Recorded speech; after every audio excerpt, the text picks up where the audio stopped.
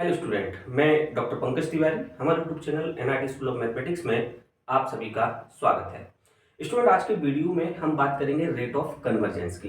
तो rate of convergence आपका जो है, हम डिस्कस कर रहे हैं solution of algebraic and transcendental equation, या आप बोल सकते हैं zeros of transcendental and polynomial equations. तो इसमें स्टूडेंट क्या है कि हम जब पोलिनोमियल इक्वेशन या अलजेब्रिक इक्वेशन, ट्रांसेंडेंटल इक्वेशन को सॉल्व हम करते हैं बाइसेक्शन मेथड से, रेगुलर फाल्सी से, सीकेंड से, न्यूटन रैप्सन मेथड से। तो इनमें क्या है, रेट ऑफ कन्वर्जेंस इनका होता है। रेट ऑफ कन्वर्जेंस का मतलब ये है कि कुछ मेथड ऐसे होते हैं जो स्लोली वर्क करते हैं, कुछ मेथड ऐसे होते हैं जो फास्ट वर्क करते हैं।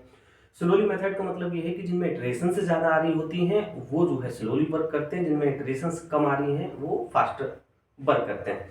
जैसे हमारा आज जो हम चर्चा करने वाले हैं वो हम बाइसेक्शन मेथड के लिए करने वाले हैं, rate of convergence of bisection method या इन बाइसेक्शन मेथड।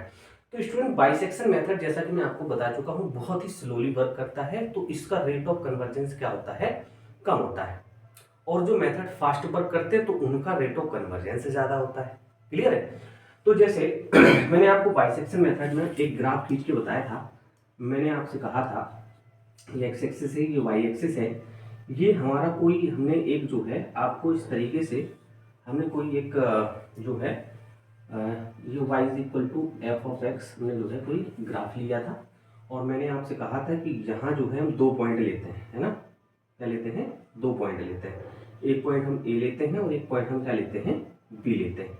तो ये जो है इससे मिलाया था और ये हमने इससे मिलाया था। याद स्टूडेंट आपको, हमने कहा था कि ग्राफ हमने जो है 2 एक्सिस पे लिया, इस पर हमने 2 पॉइंट लिए। इन 2 पॉइंट का मतलब ये है कि हमारे जो रूट लाई करेंगे वो इन 2 पॉइंट के बीच में लाई करेंगे। क्लियर है?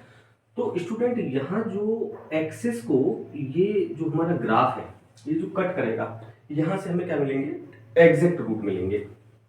ये हमारा क्या होगा, यहाँ एग्जैक्ट रूट होगा। और हम ऐसा सपोज कर लेते हैं कि अल्फा हमारा क्या होगा, एग्जैक्ट रूट होगा। ठीक है? तो स्टूडेंट, क्या होता है रेट ऑफ कन्वर्जेंस में कि ये 2 पॉइंट जो है ये क्या करते हैं, कन्वर्ज करते हैं, मतलब अपने रूट के नजदीक आते हैं। तो हमें ये देखना होता है कि ये किस स्पीड से या किस रेट से अपने जो है ए रियल रूट की तरफ जो है आ रहे हैं, वो हमारा क्या होता है, यहाँ रेट ऑफ कन्वर्जेंस होता है। अब जैसे स्टूडेंट, इसको जो है आप सपोज करो कि इसको आप ए मान लो या ए की जगह एक्स नॉट मान लो।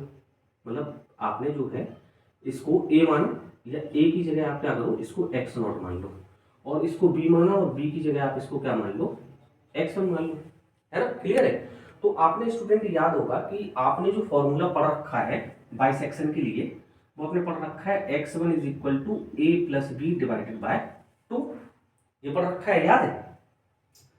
तो स्टूडेंट, आप जो है इसको इस तरीके से लिखें कि ये x1 है तो इसको आप लिखें x2 इज इक्वल टू, अब इसको जो आप कर लें x0 प्लस x1 कर लें डिवाइडेड बाय 2, ऐसा लिख सकते हैं।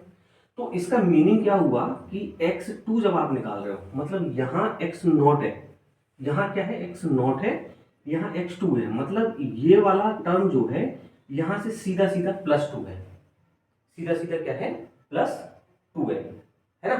तो अगर मैं यहां xn+1 मान के चलूं तो xn+1 क्या होगा। अब स्टूडेंट यहां आप ध्यान से देखें कि अगर मैं इसको xn-1 लिख दूं, इसको अगर मैं x-1 लिखूं तो ये क्या होना चाहिए, इससे 2 अधिक होना चाहिए। तो 2 अधिक के लिए आप इसमें से माइनस करेंगे तो हो जाएगा xn+1। तो ये 2 अधिक होने के लिए इसको आप क्या लिख सकते हैं, xn-1 प्लस। आप देखो ये क्या है, इससे एक ज्यादा है, ये वाला टर्म जो है ये इससे एक ज्यादा है, तो इससे एक ज्यादा क्या होगा, xn होगा, क्योंकि इसमें जब आप एक जोड़ दोगे तो एक से कैंसिल होकर xn आएगा। तो xn डिवाइडेड बाय 2। तो पहले तो मैं आपको ये इसलिए बता रहा हूं कि ये आपने क्या किया, जनरल फॉर्मूला बना लिया। क्या बना लिया, general formula. This is general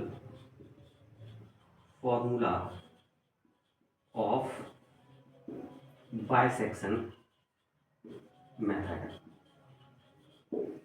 clear है? तो यहाँ स्टूडेंट मैंने रेट ऑफ कन्वर्जेंस की एक डेफिनेशन लिखी है, देखें जरा। Rate of convergence is measured in terms of rate at which the relative error decrease between successive approximation. तो सक्सेसिव अप्रोक्सीमेशन तो आप समझ गए, जैसे एक्स नोट निकाला आपने, एक्स वन निकाला, फिर आपने एक्स टू की वैल्यू निकाली, फिर आपने एक्स थ्री निकाली, फिर आपने एक्स एन निकाली, फिर आपने एक्स एन प्लस वन निकाली। तो ये आपके क्या हो गए, अप्रोक्सीमेशन हो गए। ये स्टूडेंट हम कह सकते हैं कि ये जो हमारा रिलेटिव एरर है, ये किस स्पीड से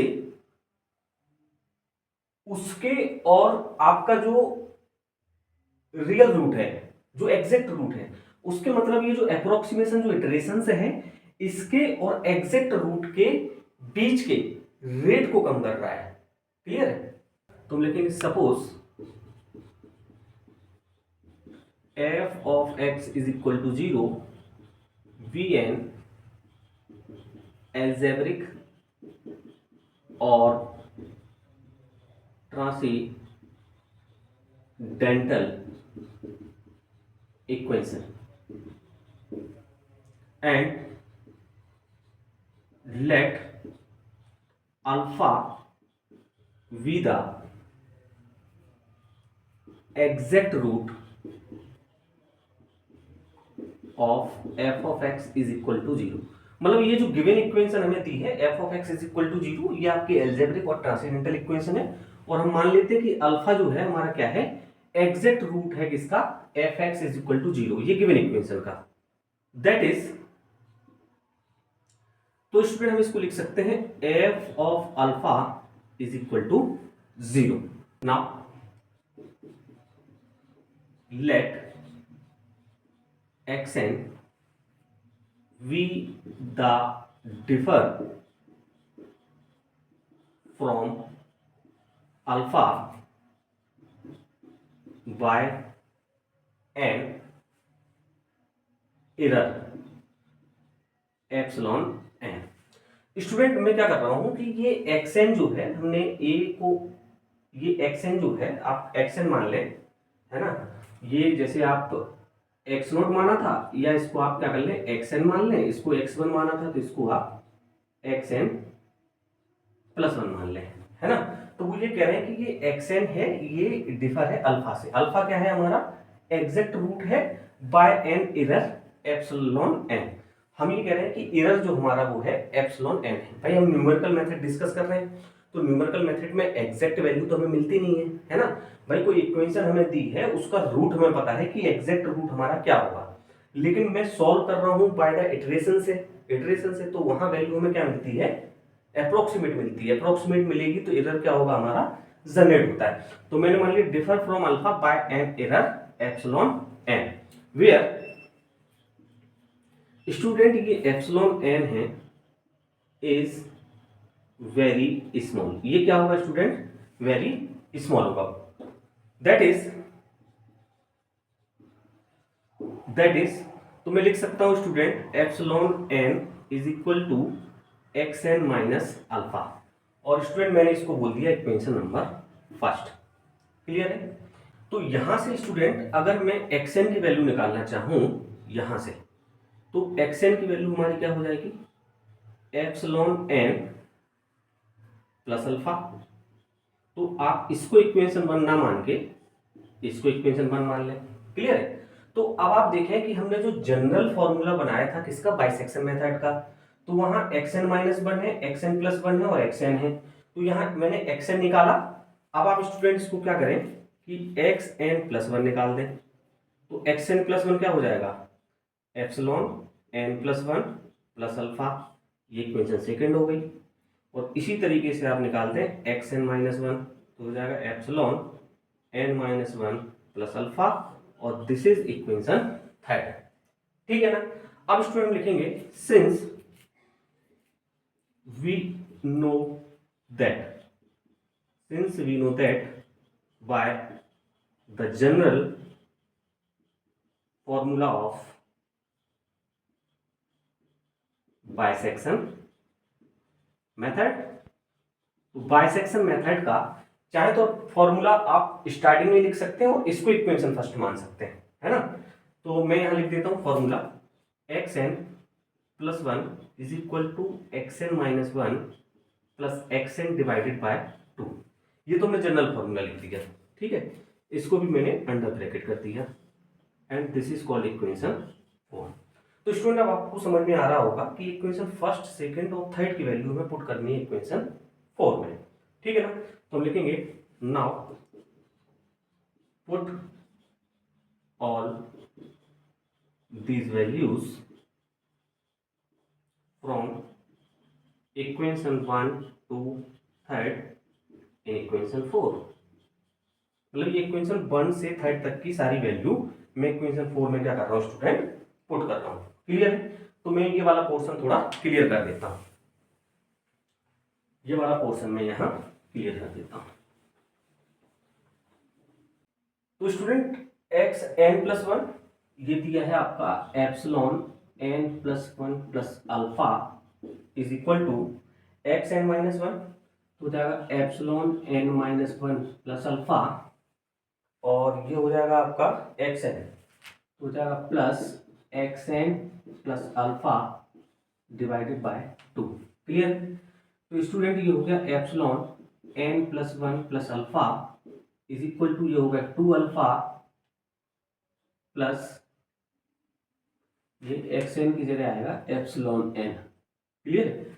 और ये हो गया epsilon n plus epsilon n minus 1 divided by 2। Clear है? तो स्टूडेंट ये डिवाइडेड बाय 2 में करूंगा तो यहां से 2 और डिवाइडेड बाय 2 ऐसा लिखते हैं, है ना। ये देखो 2 अल्फा हुए थे और पूरे डिवाइड में 2 है, तो मैंने 2 से 2 कैंसिल करके इसको इस तरीके से लिख दिया। तो यहाँ देखो ये अल्फा से ये अल्फा आपका क्या हो गया, कैंसिल हो गया। तो ये epsilon n plus 1 is equal to आपको मिल गया एप्सिलॉन एन अपॉन 2। ये देखें आप, एप्सिलॉन एन अपॉन 2 हमने क्या कर लिया, बाहर ले लिया।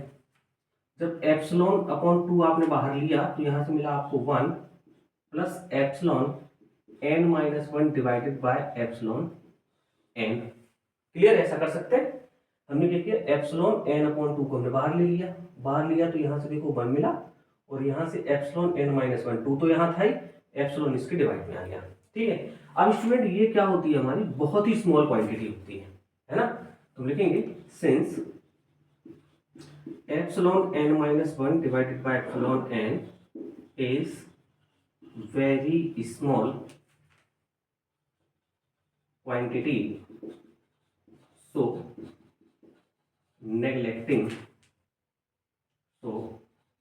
neglecting epsilon n minus 1 divided by epsilon n। तो इसको मैं क्या कर रहा हूं, यहां से स्टूडेंट नेग्लेक्ट कर दे रहा हूं। क्लियर है? मतलब ये 0 हो गया। तो यहां से मैं स्टूडेंट क्या मिला, यहां से मुझे मिला epsilon n plus 1 is equal to epsilon n divided by 2। क्या मिला, एप्सिलॉन n डिवाइडेड बाय 2, या इसको आप चाहें तो थोड़ा सा इस तरीके से लिख सकते हैं कि 1 upon 2 into epsilon n। Clear है? चलिए अब यहां हमें एग्जैक्टली निकालना क्या है, करते तो हम जा रहे हैं, एग्जैक्टली निकालना क्या है वो हम बताते हैं आपको। यहां आप लिख दें, या इसको आप ऐसे लिख सकते हैं epsilon n plus 1 is equal to a into epsilon n। तो आप देखें ध्यान से, ये एप्सिलॉन n और पावर इस पे क्या है, 1 है। क्लियर है? अब आप कहेंगे कि साहब 1/2 को a कैसे लिख दिया, कोई दिक्कत नहीं है, आप लिखते हैं where a is equal to 1/2। Clear? तो इसको हम लिखेंगे what we have to find out here. मैंने आपसे कहा था कि एग्जैक्टली हम क्या फाइंड आउट करना चाह रहे हैं। ये वाली लाइन जो मैं लिख रहा हूं ना, what we have to find out here, ये वाली चीज आप स्टार्टिंग में भी दे सकते थे, है ना। तो स्टार्टिंग में हमें ये पता चल जाता है कि हम एग्जैक्टली फाइंड आउट क्या करना चाह रहे हैं।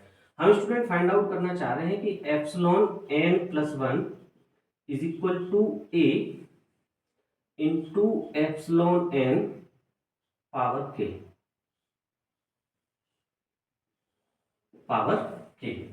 हम एप्सिलॉन एन पावर के ये फाइंड आउट करना चाह रहे हैं। तो अभी तक हमने जो है इक्वेशन 4, ये हमारी इक्वेशन 5 हो गई और ये इक्वेशन हमारी 6 हो गई। क्लियर है? तो हम ये फाइंड आउट करना चाह रहे थे, ये हमें एक्चुअल में आपको स्टार्टिंग में बताना था। तो आपको ये क्लियर होता है कि हम ये फाइंड आउट करना चाह रहे हैं और उसके ब्याह में हमें ये मिला, तो इनको हम क्या करें, आपस में कंपेयर करा दें। Now comparing equation 5th and 6th, इसको जब स्टूडेंट हम कंपेयर कराएंगे तो यहां से कंपेयर कराओगे तो k इज इक्वल टू क्या मिलेगा आपको 1। क्लियर है? और यहां आप लिख सकते हैं where k is the rate of convergence. k हमारा क्या है, रेट ऑफ कन्वर्जेंस है, और k इज इक्वल टू हमें क्या मिला, 1 मिला। मतलब ये रेट ऑफ कन्वर्जेंस हमारा क्या है, कम है। तो आप लिख सकते हैं hence the rate of convergence in bisection method is linear। ये इक्वल टू 1 मिला तो ये क्या है, लीनियर है ना। आप चाहें तो यहां लिख दें दैट इज 1। क्लियर? तो ये स्टूडेंट हमारा क्या है, रेट ऑफ कन्वर्जेंस है इसका, बाइसेक्शन मेथड का। आई होप आपको वीडियो समझ आया होगा, पसंद आया होगा, आपको जो है रेट ऑफ कन्वर्जेंस समझ आया होगा। तो स्टूडेंट अब जो है ये हमने बात कर ली बाइसेक्शन की। अब नेक्स्ट वीडियो में जो है जब भी हम बात करेंगे तो आपका रेगुलर फाल्सी मेथड का रेट ऑफ कन्वर्जेंस हम आपसे डिस्कस करेंगे। तो स्टूडेंट अगर वीडियो आपको पसंद आ रहा है तो वीडियो को लाइक करें, चैनल आपने सब्सक्राइब नहीं किया है तो उसको भी कर लें, और हाँ बने रहें, देखते रहें NIT school of mathematics. Thank you guys.